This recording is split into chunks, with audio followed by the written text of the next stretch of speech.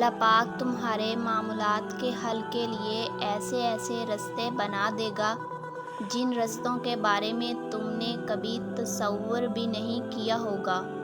زندگی تو بس ایک امتحان کی جگہ ہے، جہاں تمہیں غم بھی ملتے ہیں اور خوشیاں بھی، جہاں تمہیں کسی چیز کے نہ ملنے کا خوف بھی ہوتا ہے اور کسی چیز کے حاصل ہو جانے کا یقین بھی، جہاں اللہ نے تمہیں کسی چیز سے اگر محروم رکھا ہے تو وہاں اس نے تمہیں بے شمار نعمتوں سے بھی نوازا ہے۔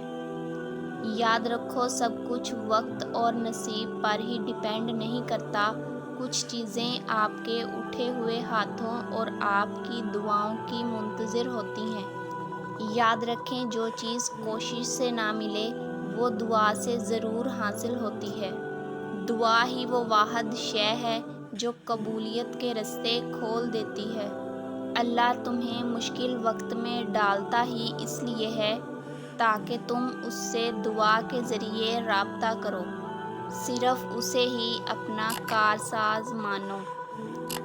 مقدر کی رکاوٹیں ہوں یا لوگوں کی، جب تم مخلص دل سے اللہ سے دعا مانگتے ہو، پھر وہ رد نہیں ہوتی، پھر وہ دعا آپ کے حق میں قبول کر لی جاتی ہے۔